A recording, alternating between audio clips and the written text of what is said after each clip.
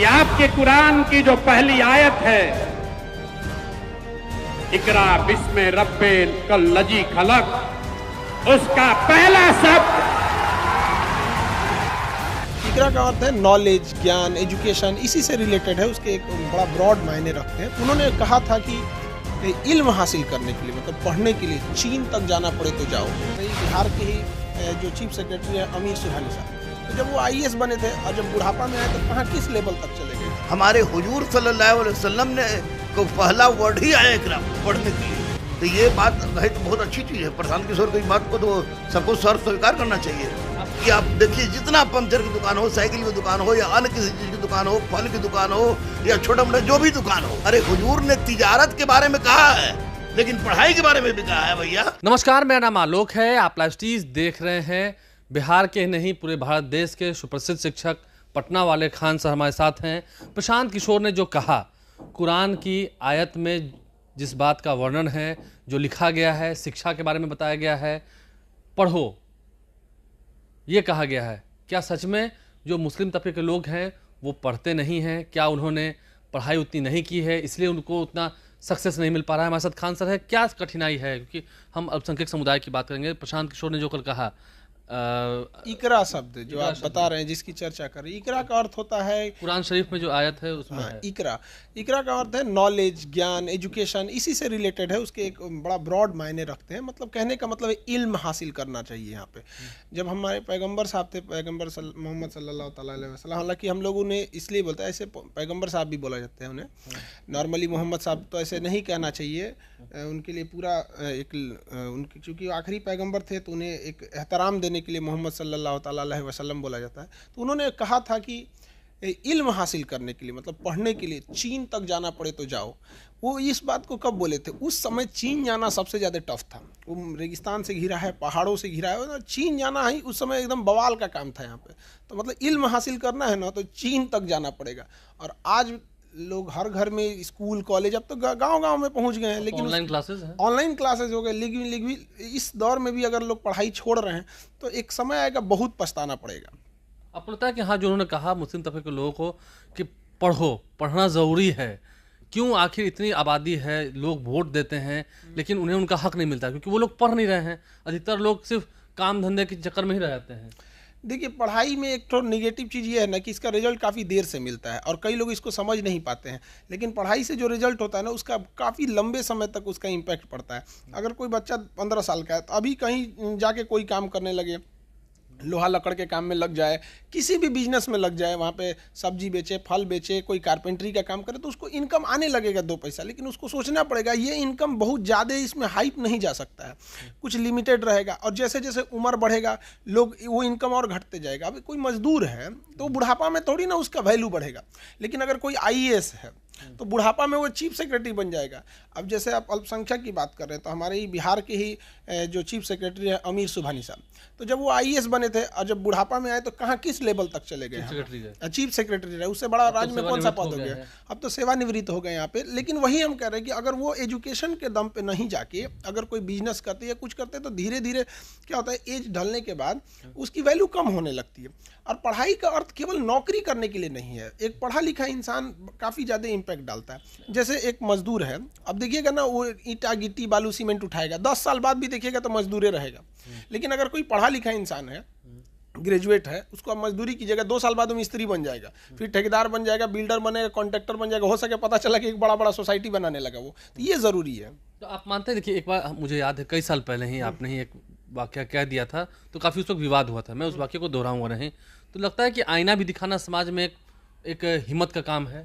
बिल्कुल जरूरी है। आप आईना दिखाते हैं तो फिर आपका विरोध शुरू होता है। कुछ चीज़ें देखिए, जरूरी नहीं कि हर सच चीज़ आपको पसंद आए। सच जरूरी नहीं कि पसंद आ जाए। आप कभी ये कह सकते, जैसे आज कई बार किसी को कहा जाता है सरकारी स्कूल छाप की पढ़ाई हो रही है, क्या आप कह सकते हैं कि एम्स लेवल की एम्स छाप पढ़ाई हो रही है? कह सकते हैं? नहीं कह सकते हैं, क्योंकि उसने अपनी पढ़ाई को सुधार के रखा है। आप मजाक उड़ा ही नहीं सकते हैं। तो कुछ खास जगह पे जैसे सरकारी स्कूल का एजुकेशन लेवल उस टाइप का नहीं रह गया।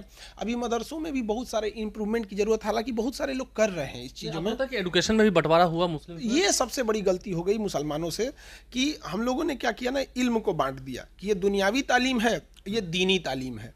अब ये बांटना ही नहीं चाहिए था यहाँ पे, दोनों करो भैया। या क्या जाता है, अगर कोई हाफिज है उनके लिए ये ज्योग्राफी फिजिक्स केमिस्ट्री बहुत बड़ा टफ नहीं होता है। अभी हम ही से अगर कोई कहे कि इसको भूल के दोबारा पढ़ना ये आसान है कि दोबारा कुरान याद करना बहुत टफ हो जाता है कुरान याद करना। या जो भी धार्मिक ग्रंथ है आपकी डेली बोलचाल की भाषा में नहीं है, तो आपको मेमोरी पावर उतना होना चाहिए जो आपको समझ सके। ये जो डेली वाला जो ये सब्जेक्ट है तो हमारी बोलचाल की भाषा में हमें समझ में आता है कि कहना क्या चाह रहा है, तो ये बांटना नहीं चाहिए, ये बांट की गलती कर दी। प्रशांत किशोर कह रहे हैं मुस्लिम तबके के लोगों से कि आप पढ़ो, खूब आगे बढ़ो, विकास की ओर जाओ, तो ठीक कर रहे हैं। तो हर तबके को पढ़ना चाहिए, स्पेशली मुसलमानों में अभी एजुकेशन में उतना चेंजिंग नहीं आया जितना होना चाहिए। हालांकि इधर कि हाँ वो आईना दिखा कर ठीक कर रहे हैं, ठीक है, बहुत ज़रूरी काम है, अच्छी चीज़ है, ये सबको करना चाहिए। और मुस्लिम समाज को भी पढ़ाई के प्रति ध्यान देना चाहिए, और खास करके मुस्लिम लड़कियों में, महिलाओं में ये शिक्षा जरूरी है। आप मत नौकरी कराइए, कोई दिक्कत नहीं है, लेकिन अगर उस लड़की के साथ फ्यूचर में कोई अनहोनी होती है तो वो दो रोटी कहाँ से खाएगी, फिर वो जिल्लत की ज़िंदगी रह के करेगी।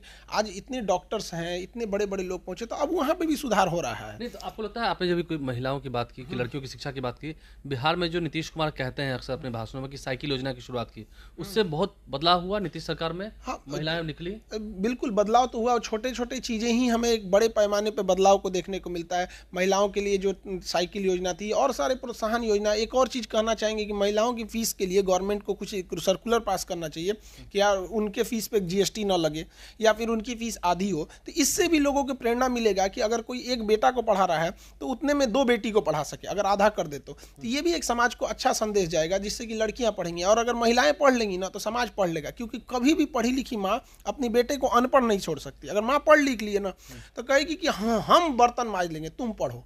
ऐसी बहुत सारी महिलाएं। कटु सच को आप मान रहे हैं कि आप आज पढ़े लिखे हैं, आप आज ज्ञान के कैसे एक प्रतीक हैं, आपके पास नॉलेज है, इसलिए मैं आपका इंटरव्यू कर रहा हूँ। आज अगर खान सर कोई मोबाइल का दुकान खोले होते या कुछ भी कर रहे होते तो मैं तो नहीं आता आपके पास। तो ये देखिए, हर चीज़ है, आप भी अगर पढ़े लिखे नहीं रहते तो शायद आप यहाँ पे भी नहीं पहुँचे रहते। आज भी आप भी एक माइक लेके एक पत्रकारिता में अपनी एक पहचान बनाए, किस चीज़ के दम पे? शिक्षा के दम पे। तो शिक्षा ही एक ऐसी चीज़ है जो भीमराव अम्बेडकर जैसे व्यक्ति को जो स्कूल के बाहर रखने दिया जाता था, वो इतने अच्छे मुकाम पे पहुँचे कि संसद में जाके संविधान लिख डाले। तो ये ज़रूरी है। हम लोगों में भी पिता तो किसी के भी पिता जो होते हैं वो काम के सिलसिले में बाहर रहते हैं, माँ ही ज़्यादा ध्यान देती है। तो मेरी भी मम्मी मतलब वो बहुत ज़्यादा ये सब पे ध्यान देती थी। हालांकि वो उर्दू अरबी ज़्यादा पढ़ी थी और उनके भी घर वाले लोग पढ़ने नहीं दिए थे, यही दीनी तालीम और दुनियावी तालीम के लिए। लेकिन जितना पढ़ी लिखी थी उस हिसाब से तो हम लोग को पढ़ाई, और हम यही सोचते हैं कि अगर ज़्यादा पढ़ी लिखी रहती तो हम लोग को कहाँ पहुँचा देती। नहीं, मुस्लिम में तो बहुत बड़े बड़े नाम हैं, खान सर हैं, अभी आपने आमिर सुबहानी की बात की, बड़े बड़े लोग हैं जो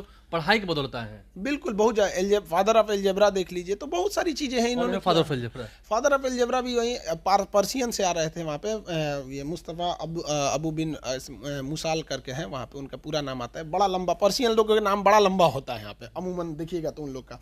तो ये सब चीज़ें हैं, अच्छी चीज़ें उनमें। हालांकि अब सुधार हो रहा है, पिछले आप 5-7 सालों में देखेगा तो मुस्लिम समाज में भी अब पढ़ाई के प्रति ज़्यादा प्रेरित हो गए हैं। अभी भी बच्चे, अभी क्लास में एक बार क्या हुआ कि एक बच्चा, ईद के दिन हम लोग 2 दिन की छुट्टी दी है, तो एक लड़का कह रहा है कि सर आप ईद के दिन 2 ही दिन की छुट्टी दी है। इत्तेफाक से उसमें भी ना, मतलब कई बार तो ऐसा होता है कि 1 दिन की ही छुट्टी रहती है, और कहेंगे सर दशहरे में तो 10 दिन की छुट्टी रहेगी। तो ये क्यों हो रहा है? तो देखिए, नंबर ऑफ स्टूडेंट देखिए कितने बच्चे पढ़ने वाले हैं। तो अगर ईद के दिन की छुट्टी अगर 1 दिन की है, अगर सपोज कीजिए कि उस दिन कोई क्लास नहीं भी खोले, क्योंकि वो तो गवर्नमेंट छुट्टी रहती है वहाँ पे, तो क्लास में ना जो बच्चे नहीं आएंगे तो उससे क्लास पे बहुत ज़्यादा इफेक्ट नहीं आएगा। लेकिन आप दशहरा में क्लास खोल दीजिए, सारे बच्चे चले जाएंगे। तो अगर आप चाहते हैं कि समाज आपका सुने, समाज में आपका दबदबा हो, ये बात हम दोनों लोगों के लिए बोलते हैं, 3 लोगों के लिए, जो SC ST हैं, जो महिलाएं हैं और जो मुसलमान हैं। तीनों की स्थिति कमोबेश आप देखेंगे ना तो एक जैसी रहेगी यहाँ पे। तो अगर चाहते हैं कि समाज आपकी सुने तो सबसे पहले पकड़ बनाइए स्कूलों पे। जिसका दबदबा स्कूल पे रहेगा, जितने ज़्यादा पुरुषों का दबदबा स्कूल में, महिलाओं का बहुत कम, तो समाज में भी वही हो। आखिर अच्छे लोग कहाँ से निकलेंगे? स्कूल कॉलेज जाएंगे, उसके बाद कहीं जाएंगे। मुशवरा करना चाहिए, यानी कि डिस्कशन करना चाहिए। तो डिस्कशन एक लेवल के बाद करना चाहिए। मैट्रिक का बच्चा क्या डिस्कशन करेगा? तो एक लेवल जाइएगा तभी तो डिस्कशन कर पाएंगे वहाँ पे। तो स्कूल कॉलेज पे बहुत ज़्यादा ध्यान देना चाहिए। और आजकल तो हम देखें कि कई मदरसे भी ऐसे हैं जिसमें कंप्यूटर की पढ़ाई, साइंस की पढ़ाई, वो भी ऐड कर दिया गया। ये बहुत अच्छी पहल है और काबिल तारीफ है इसमें, और आगे इस चीज़ को और होना चाहिए। देखिए, तमाम जितने मुस्लिम समुदाय से आने वाले लोग हैं उनसे हम बात करें कि हाँ, उनके कौम में शिक्षा की अलख अभी और जगानी है, अभी और आगे बढ़ना है, और ये मैसेज दे रहे हैं अपने समाज को, अपने तबके को। ऐसे तो सबको दे रहे हैं, पढ़ना तो सबको चाहिए। शिक्षा के बारे में तो आप कहते हैं कि वो शेरनी का दूध है। शिक्षा सबके, जैसे सांस लेना सबके लिए जरूरी है, कपड़ा पहनना सबके लिए जरूरी है, उस तरह एजुकेशन लेना सबके लिए जरूरी है। हम कपड़े पहनते हैं, ये जाति धर्म ये तो ये देख के पढ़ते हैं कि हिंदू है मुसलमान है, ऊंची जाति नीची जाति, एक रेस्पेक्ट होता है ना ये चीज़ें से। उसी तरह से एजुकेशन भी सबके लिए मैंडेटरी होना चाहिए। और एजुकेशन में विभाग ये नहीं होना चाहिए कि इस स्कूल में पढ़ाई अच्छी है इसका खराब है। एक और भी चीज़ है ना कि जो लोग की मिडिल क्लास बच्चे हैं उनकी पढ़ाई जो है एजुकेशन में, हम गवर्नमेंट से भी ये चीज़ करना चाहेंगे कि जो स्कूल वाले हैं ना हर साल कॉपी किताब चेंज कर देते हैं ताकि कुछ पैसे उनको आ सके। तो इसमें भी गवर्नमेंट को कुछ सोचना चाहिए यहाँ पे कि एक स्कूल में ऐसी किताबें हो 10 साल तक उस किताबों को ना चेंज किया जाए। इतनी स्टैंडर्ड की किताबें तो रखिए आपकी 10 साल ना चेंज करना पड़े, ताकि गरीब बच्चे भी अगले साल का सेकेंड हैंड किताबें खरीद सकें। यहाँ हमारे साथ दरोगा गुरु रहमान जी हैं। रहमान सर, आपके यहाँ तो लाखों बच्चे पढ़ते हैं, पढ़े हैं आपसे, बहुत सारे छात्रों का जीवन आपने संवारा है, लेकिन आज हम थोड़ा समुदाय विशेष पर आपसे बात करना चाहेंगे। प्रशांत किशोर जनसुराज की सोच के साथ चले हैं। कल मुस्लिम तबके के लोगों के साथ जब वो मुखातिब हुए थे तो उन्होंने कहा कि कुरान की जो आयत है उसका जो पहली लाइन है उसमें ही कहा गया है कि शिक्षा पढ़ो, पढ़ने की बात है। इकरा शब्द आई है, इकरा शब्द आई है। हाँ। आप सही कह रहे हैं कि इकरा मतलब पढ़ो। हाँ बिल्कुल 100%। कहा गया है। हमारे हुजूर सल्लल्लाहु अलैहि वसल्लम ने को पहला वर्ड ही आया इकरा, पढ़ने के लिए। पढ़ो पढ़ो पढ़ो पढ़ो। तो ये बात है तो बहुत अच्छी चीज़ है। प्रशांत किशोर की बात को तो सबको स्वीकार करना चाहिए। तो आप मानते हैं कि हाँ मुस्लिम तबके के लोग जो हैं उन्हें और पढ़ना चाहिए, जितना उन्हें पढ़ना चाहिए था, जितने लोगों ने आज़ादी में अपनी कुर्बानी दी उतना हिसाब से अगर हम देखें तो वोट तो वो देते हैं, लेकिन जब पढ़ाई की बात होती है, शिक्षा की बात होती है, आखिर आज वो नहीं पढ़े इससे ना, जब हक की लड़ाई होती है तो वो लोग थोड़े पीछे होते हैं, मुस्लिम तबके के लोग पीछे। हाँ बिल्कुल बिल्कुल। एक बात मैं आपको स्पष्ट रूप से बता दूं, मैं खुद मुसलमान हूँ, ला इलाहा इल्लल्लाह मुहम्मद रसूलुल्लाह मेरी ज़बान बसती है, लेकिन एक बात बताने में मैं तनिक भी संकोच नहीं करूँगा कि मुसलमान आजकल के डेट में मुश्किल से 10% मुसलमान पढ़ते होंगे। क्यों बाकी 90%? 90% कुछ ना कुछ या किसी तरह कमा लें, कुछ कर लें। जैसे किसी ने कहा दिया था कि पंचर की दुकान हो या कि आप मैं खुद अपने दिल से कह रहा हूँ कि आप देखिए जितना पंचर की दुकान हो, साइकिल की दुकान हो या अन्य किसी चीज़ की दुकान हो, फल की दुकान हो या छोटा मोटा जो भी दुकान हो, वो लोग चाहते हैं कि यही हमारा सब कुछ है। अरे हुजूर ने तिजारत के बारे में कहा है, लेकिन पढ़ाई के बारे में भी कहा है। भैया तिजारत का मतलब ये थोड़ा होता कि पंचर हम बनाए। देखिए चीफ सेक्रेटरी बिहार के हुए थे आमिर सुबहानी, तो ऑल इंडिया रैंक 1 है, रैंक था। बहुत सारे ऐसे लोग हैं जो पढ़ रहे हैं, लेकिन अभी भी 90% मुसलमान पढ़ाई से दूर हैं और फितनाबाजी में लगे हुए हैं। ये कहेंगे तो हमको कोई दिक्कत नहीं होगी, चाहे मुसलमान हमको गाली बके, लेकिन मैं प्रमाणित कर दूंगा मुसलमान होने के नाते कि फितनाबाज ज़्यादा हो गए हैं पढ़ाई छोड़ के। आप अपील करेंगे कि हाँ उन्हें पढ़ना ही चाहिए? हाँ बिल्कुल बिल्कुल। मैं सबसे पहले अपील कर रहा हूँ कि आज के डेट में दुकान छोड़िए, पढ़ना दुकान छोड़िए, पंचर बनाना छोड़िए, और आज के डेट में अगर आप अपनी हालात सुधारना चाहते हैं तो याद रखिए कि आपको पढ़ना होगा। अब माननीय प्रधानमंत्री नरेंद्र मोदी ने मदरसा का मॉडर्नाइजेशन किया और उसमें कुछ तथाकथित मुल्लाओं ने उस पर विरोध करना शुरू कर दिया। अरे भैया जब मॉडर्नाइजेशन कर रहे हैं तो अल्ली पे तेज़ पढ़ना तो है ही, क्योंकि उसको पढ़ के हम कुरान पढ़ेंगे। लेकिन आप जब साइंस नहीं पढ़ते हैं, आप सोशल साइंस नहीं पढ़ते हैं, कंप्यूटर नहीं पढ़ते हैं, तो ऐसी परिस्थिति में गलत है। तो हम स्पष्ट रूप से तमाम मुसलमानों से अनुरोध कर रहा हूँ, आह्वान कर रहा हूँ, आपको कह रहा हूँ स्पष्ट रूप से कि आप हम लोगों का कोई भी नेता नहीं है। ओवैसी साहब को किसी भी परिस्थिति में हम मुसलमानों का नेता नहीं मानते हैं। आप लोग हर साल वोट देते हैं ना? बिल्कुल नहीं, बिल्कुल नहीं। वोट किसे किसको देते हैं? शिक्षित मुसलमान वोट जिसको देते हैं वो बिना सोचे समझे दे देते हैं, क्योंकि उनको डराया जाता है कि हिंदू मुस्लिम हिंदू मुस्लिम हिंदू मुस्लिम। अरे हिंदुस्तान में मुसलमान जितना सुरक्षित है उतने पूरे ब्रह्मांड में सुरक्षित नहीं है। अगर मुसलमान जिस दिन पढ़ गया उस दिन ओवैसी जैसे लोगों की दाल नहीं गलने वाली है और वो अपने हक और हकूक की बात को आसानी समझ के आसानी से काम करेगा। आप मानते हैं कि मुसलमान भी जो विकास ही खोजते हैं? प्रशांत किशोर विकास की बात कर रहे हैं, विकास सबको पसंद है, चाहे हिंदू मुसलमान? हाँ बिल्कुल बिल्कुल। यार पढ़ाई सब प्रशांत किशोर बोले या माननीय नरेंद्र मोदी बोले, कोई भी बोले, पढ़ाई सबके लिए जरूरी है, असीम जरूरी है। आप देखिए कि अब तक हिंदुस्तान में ट्रांसजेंडर दरोगा नहीं हुआ था, आज पढ़ाई के बल पर ट्रांसजेंडर दरोगा हुआ।